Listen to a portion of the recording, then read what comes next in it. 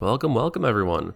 So as the title of this video might have suggested to you, yes, technically this is sealed only magic. So you might ask, what is a sealed league? So basically we all get one pre-release kit and play 3 matches each week. At the end of the week, you get to buy one more pack to add to your pool to adjust your deck. At the end of the allotted time, we cut to top 4 and whoever wins it out gets everything. Now, the reason why I want to do sealed league was because, one, I've kind of a sealed only content, but I really don't miss the drain on my wallet, the amount of time it takes, and the unluckiness. So I figured let's do a sealed only that is one in magic, meaning that no matter how bad my pulls are, I can probably pull something out of my ass, and a cheap one because we're only doing 1 pack a week and it's gonna be a limited time, meaning that we have to stop at some point. There's no arbitrary end point. So let's get into this. Now, as I've mentioned before on this channel before, Brotherswar is my favorite set in recent history. I just love the limited format so much. Both the pre-releases I did were just spectacular, and I'm very much looking forward to how Sealed League is going to play out. So for those of you who've never opened a Magic pre-release kit before, you get these every pre-release, which usually is 1 week before the set releases. It comes with a single die with the set symbol on it. Very pretty. This one's purple. And then you get 6 packs of the set, which you make your deck out of, and you get 1 promo card, which is any rare mythic from set. We got Siege Veteran, who is a very decent card if we end up going Human Soldier. And if you notice that the promo is foil, and it's got the date stamp of 2022. Back in the day of like 2019, they used to print the actual like date of the pre-release in here, and they switched it up during COVID, which is sad. But yeah, if you ever want to get into Magic, I honestly suggest checking out a pre-release because they are the best way for a newbie to get in. Anyway, let's get into these packs and see what I pull. So the big thing we're going to be looking for is powerful artifacts. This is an artifact-based set, so you get at least 1 artifact per pack, and they come in a retro frame if they're on the retro frame list. The biggest one I want to look for is Foundry Inspector, because Foundry Inspector is a 3-mana artifact that reduces the cost of all your artifacts, and it's very powerful. Sibling Rivalry is not terrible. And usually you want to separate by color just to know what you're going to do. Disfigure is a decent removal spell. Depth Charge Colossus is an okay card. So he's a big boy for a big cost and he's an untap. But sometimes just having the bigger number in limited just gets you the win. Got another red card. Machine Over Matter is not terrible because it's a bounce spell for blue. Giant Growth is really good if you want to go in green because it's just a nice combat trick. Just 1 mana +3/+3. Air Marshal is pretty good for soldiers. Guy's Gift is not terrible. Mishra's a research desk. I don't know much about that card. Corrupt. Not a single white card in this pack. Interesting. Guy's Courser. Ooh, Quinn Calebin Crew and Ramos. Ramos, I don't know if it's going to be that good. He gets pretty big, but he is 5-color tribal. So, I don't know. We'll see. He's interesting. He's a very interesting. If you look, he's a special like sketch art as well. And then our rare was Queen Calebin Krug. I don't know if I can make her work because she is like CMC matters, and I don't know if I want to go through the work of that. But interesting pulls nonetheless. Let's get on the next one. I'm very excited to see what we can pull and make a deck out of, because that's just the best part about limited. Hopefully get some more white cards. Mercy Weld. This guy's not terrible. Desynchronize. Turner is another bounce spell. Bitter Reunion is not terrible. It's a draw spell. Razor Maw is not bad. Present Sentence is really strong white removal spell. Well, foe removal. Scatter Rays and a counterspell. Counterspells aren't great in limited. Supply Chop's pretty good because it's flash, combat trick, and then you pay 4, tap it, sack it to draw a card. Card drawing is important. Airlift Chaplain's not terrible. Haywire Might goes hard. 1 mana, 1/1, when it dies, gain 2 life. You can sacrifice it to exile non-creature artifact or non-creature enchantment. Not terrible. The Avenger, it's alright. Gnawing Vermin. Target player mills. This is good in the green-black mill deck. When it dies, target creature you don't control gets -1/-1, which is pretty good. Oh, a second Siege Veteran. That's actually pretty strong. Keening Stone, it's a mill card, and Over the Top. This is my 3rd of this card. It's terrible and limited. This might be my worst limited pool I've actually had of this set, which sucks because everything else I've done was pretty broken. Killzone Acrobat's not terrible. Recommission is also not bad. Curate is drawing a card. Drawing a card is never a bad thing to have. Thomas is Tinkering. Hoarding Recluse. Reach and Death Touch is always very strong to have. This card's good for the sacrifice deck if you end up going that way. Thraxium as well, because he's a sack outlet. Dwarven Forge Enchanter is really good because he's got Prowess and he's a 1/3 for 2. And he's got Ward for pay 2 life, so your opponent's gotta lose life to make him. Calamity Wake is really good, so it exiles all graveyards and you can't cast non-creature spells this turn, which is really strong. There's a lot of reanimation in this set, so I really like getting that. 3 Power Suit, alright. Heavyweight Demolisher's got Honor, 7 mana, 8/6 Menacer. And our rare is Awaken the Woods. This is good. So we make X11 green forest dryad land token, so it just makes a ton of creatures, and it's also mana, so that's actually insane. Soul Guide Lantern's not bad, and hey, we got the full art planes. Yeah, Soul Guide Lantern's not terrible because it's draw, but that's probably gonna be our build around for the set, if not for the Siege Veteran. I would really like to see the uncommon multicolor spells though, because those really are what you want to build your decks around. Alright, got Killzone Acrobat, another recommission's not terrible to get. Curate. My artifacts for this set have actually been pretty bad overall, which is sad. Tunnels Tinkering, Dredging Claw is not terrible. Excavating Explosion is a burn spell. Stone Retrieval Unit, it's a 4-mana 2/3 mixed Power Stone. Tower Worker's not bad. Bushwhack, it's alright. Flow of Knowledge, draw a card for each island you control and discard 2 cards. If I go heavy blue, I could. My blue pool's looking kind of bad. Baloth is really strong though, because it enters the battlefield, gain 4 life. And then if you discard it for any reason, put it on the battlefield. I don't know why you would, but you know, it could happen. And Hikul, beginning of your end step, if you cast a non-creature spell this turn, reveal top 5 cards of your library. For each card among those non-creature spells you've cast this turn, you may put a card from among them onto your hand with the rest. This is good for the red-blue Spellslinger deck. Key to the City, discard card up to 1 target creature can't be blocked this turn. Whenever this becomes untapped, pay 2 if you do, draw a card. And Sanris Steel Seeker. Okay, 2 packs left. I'm hoping we get like a really, really insane pull though, still. Awaken the Wood is really good. Okay, our Garothian Sprite's really good because it can't be blocked by artifact creatures, which is a lot of the cards in the set. You pay 7 mana, which you can make up a lot of mana because of the Power Stones in the set, and you get 2+1/+1 counters on it. Power Stone Fracture is the best removal spell. Sacrifice an artifact or creature, destroy target creature or planeswalker. Phalanx Vanguard's really good. Latinum Adept's also really good for the Spellslinger deck. Rock Hunter's a 3/1 with Reach, which is never bad. Honor Guard is just a 3/1 with Ward. This is a really good pack. This is a 3-mana 4/4. Unleash Shell is a burn spell, which can never be bad. Race to the Ground is also a destroy target artifact, which honestly might splash red just for this. Gigamole goes insane in the blue-green self-mill deck, but I don't know if we really have the pieces for that. Take Flight's fine. Threaten Vigil, whenever one or more artifact and creature cards leave your graveyard during your turn, you may put a +1/+1 counter. That's not terrible. Iron Claw Crusher, when it attacks, target attacking creature is +X/+0 in turn, which X is its power. That's not bad. This is one of the... It's an alright prototype card. Legions to Ashes. So this is a removal spell. Removal spells are insane. You want as many removal spells as possible you can get, so I'll take that. And Burnish Heart, that's a really good card to get because it's ramp. Final pack, let's see if we can't get something crazy out the end. I think we're definitely going green. Our green pool goes hard, just don't know what our second color's gonna be. Claw, Aeronaut Cavalry's not good. Our white's really good. Third Pass Savant, Mishra's Onslaught's not terrible. Wasteful Harvest is really good for the mill deck. Kyrian Locust is also really good. Wing Commando is a flying with prowess, which would be good for blue if I want to go blue. Combat Courier is really good because you can sack it to draw a card. It's a 1-mana 1/1, and then you can unearth it for blue. Cinder Dreadmaw's 3-mana 4/3 trample. Players can't gain life. That's also really good. Here are the Dunes. This card's really good. So enters the battlefield, return target artifact or creature with mana value 3 or less from your graveyard to the battlefield. Let's say a Cinder Dreadmaw. And then creatures you control 3 or less get +1/+0. So that's not a bad build around at all.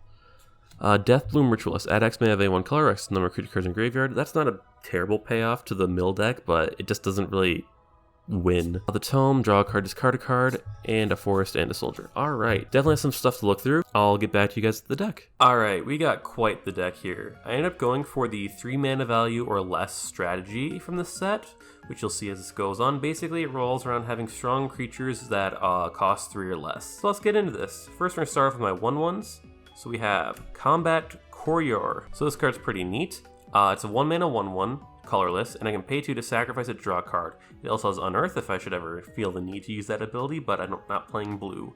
This is just good because it's an early monster that I can use to like block, or I can sacrifice at any point to draw a card in the late game. Then we have Disfigure in black. Target creature gets -2/2 until end of turn. Great combat trick, great form of removal, instant speed, just gotta love it. Next we have Bushwhack. Bushwhack's a very interesting card. So it's a sorcery that says choose one. Either I can search for a basic land, so it's mana fixing, make sure I get all my colors, or it's a fight spell, so it's also a form of removal as well. Very interesting, very strong. Finally, at 1-drops, we have 1 Giant Growth. The just OG combat trick. Target creature is +3/+3 until end of turn for a single green at instant speed. Crazy. Moving on to our 2-drops, we have an Ambush Paratrooper. So it's a 2-mana 1/2 flash flyer. Not bad at all. And then you can pay 5.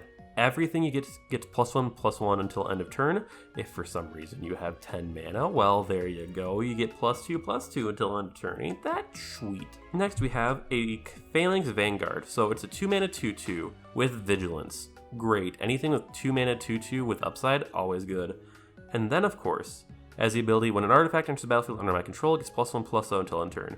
We don't have a ton of artifacts. My artifact pool is actually pretty crappy for this set, if I'm gonna be honest. So this ability won't proc that much, but the Vigilance just makes it so good, and it fits into our 3 or lower strategy. Speaking of 3 or lower, we have 2 recommissions. So what this does is, it's a sorcery that revives an artifact or a creature with mana value 3 or less. Then if it's a creature, you put a +1/+1 counter on it. Goes good with the Phalanx Vanguard, as it makes it a 3/3 with Vigilance, very strong. And it goes good with the card that's going to be coming up, the Warlord's Elite. Next, for a green creature, we are playing 1 Argothian Sprite. So it's a 2 mana 2/2, and it cannot be blocked by artifact creatures, so it's got evasion. 7 mana, put 2 +1/+1 counters on it. Very strong. Just when you're getting a late game, you don't have a lot to spend your mana on, just make your thing bigger. For the last green card at 2, we have Gaia's Gift. This is an insane combat trick / protection spell. So you put a +1/+1 counter on a creature. Then it gains reach, trample, hexproof, and indestructible until end of turn. That card goes hard. Finally, for the true dress, we have Power Stone Fracture, the premier removal spell of this format. So you can cast it by sacrificing an artifact or a creature, and then you destroy target creature or planeswalker. Destroys any creature or planeswalker with no downside to that. The sacrificing kind of sucks because we don't have huge artifact creating capabilities, but with all of our revival spells, it doesn't feel too bad sacking like a 1 or 2 drop just to kill something. For the reason we made this deck, 2 Siege Veteran. They're 3, so they fit in with our strategy. You can pull 1 off of recommission. Beginning of combat, put a +1/+1 counter on any creature you control, and then whenever a non-token soldier you control dies, make a 1/1 token creature. So most of our cards are soldiers. I think every single one of our white cards is a soldier, meaning we're probably gonna get a lot of those tokens being made, especially if we Power Stone Fracture something. Then just being able to pump anything by a whole counter every single turn, your opponents aren't gonna beat you in combat. Next we have Warlord's Elite. This is the card I alluded to earlier. So it's a 3 mana 4/4. As initial cost to cast this, tap up to 2 untapped artifact creatures or lands I control. Now this card is good to get off of the recommission because then you don't have to pay the extra cost, and it becomes a 5/5. Unfortunately, it needs to be in the graveyard. How do you get in the graveyard, you ask? Well, that would be off of our Airlift Chaplain. So Airlift Chaplain's a 3 mana 1/1 flyer. Terrible rate. But when it enters the battlefield, you mill 3, and then you can add a creature with CMC 3 or less to your hand, or a planes. If you choose not to, you pull a +1/+1 counter on it. So it's either a 2/2 flyer, or it gets you another card to your hand. Very strong. Final white card is going to be Prison Sentence, an insane removal spell. It is a pacifism that scries you too.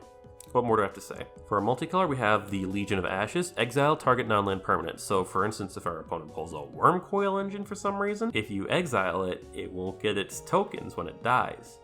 Then, if there are any token copies of what you're killing, those die too. Our last 3-drop is the simple Burnished Heart. So it's a 3 mana 2/2 artifact, but when I sacrifice it, I get to search my library for 2 lands and put them on the battlefield tapped. This is really good for fixing my colors and just advancing me forward in my game state. For our 4 drops, we have the Hoarding Recluse. So it's a 2/3 for 4, reach and death touch, both very important, makes it a great blocker.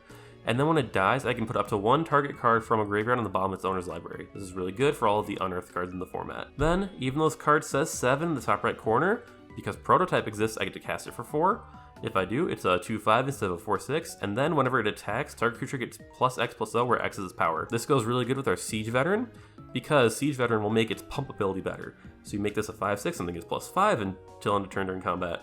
Oh, it gets +6, +7, you get the idea. Our last 4-drop is the Ravenous Gigamole. This is the Chaplain on steroids, so it's a 4 mana 2/3, way better rate. When it enters the battlefield, you can mill 3, and then you get to add any creature card from among them to your hand, instead of just 3 or less.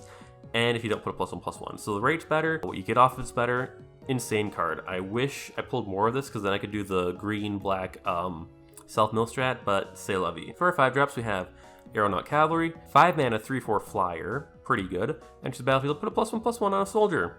Most of my deck's soldiers, pretty good. Last 5-drop is Hero of the Dunes, the MVP of this deck. Well, not quite, but whenever he enters the battlefield, I return target artifact, creature with mana value 3 or less from my graveyard to the battlefield. Then anything with 3 or less gets +1/+0. So it's an Anthem and it revives. For our 6 drops, we have the Argivian Avenger. So it's a 6 mana 5/5 artifact. Not terrible for what you pay for it. But you can also pay 1 to give it a -1/-1. Then it gets your choice of Flying, Vigilance, Death Touch, or Haste until end of turn. This goes really good with our Siege Veterans because as you make this thing bigger, the -1/-1 counters mean less, so you can start putting more keywords on it. Very strong. And our final card is Ramos. An insane pull. So it's a 6 mana 4/4 flyer, which isn't terrible, it's not the best rate either, but whenever I cast a spell, I put a +1/+1 counter on Ramos for each of that spell's colors. We have a non-zero amount of multicolored spells, so all of those will be very good for him. Then I can remove 5 +1/+1 counters and add double Wooburg for whatever reason I would want to do that. You know, sometimes you just need 10 mana. Yeah, he's insane, especially with our veterans again, because you can just make him big and he's a flyer, so he's got evasion. Oh, I'm so excited for this. Now that we got our deck, let's head off to locals and see what happens. 5 minutes later. Bro, I ain't posting that shit. I got my ass beat. Unfortunately, we ran out of time due to the holidays, so you won't be getting a step-by-step breakdown of every single game. It's just going to be a little speed through, and then you can skip to this timestamp to see the intro of the video and the new deck. While you're watching these, I want you to pay attention to both my deck choices, my keeps, and my plays. It'll be a very good learning experience for any sealed player. You're going to learn not to tunnel into one certain color mythic like I did. You're going to learn not to keep terrible hands like I did. And you're going to see a lot of bad plays that I'm going to make that you should say, hey, those were bad. What would I do in that situation? Use this as a learning experience. Say, hey, what can I use from his failures to make my sealed experience better? All right, with that, I'll see you in the outro.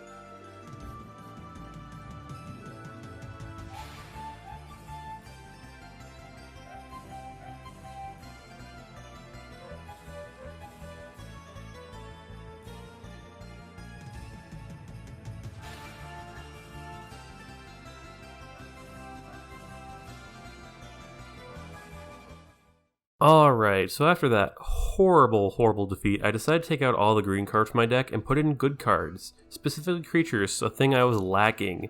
We were only running like 10 creatures or something like that in my deck, super low number. So we upped the count to make things a little better. We replaced them with a Gnawing Vermin. It is a 1/1 for 1, when it's battlefield, mill 3, goes with our revival stuff. And then when it dies, something gets -1/-1 till end turn. Great way to kill off a pesky creature, something that didn't quite die by battle. 2 kill zone acrobats, so they're soldiers, which is important because they proc off any of our soldier stuff like the +1/+1 off the flying guy. Or if our veteran, when it sees it die, it'll get a 1/1 token. Anyway, when this guy attacks, I may sacrifice another creature or artifact I control. If I do, it gains flying. Not a bad ability at all.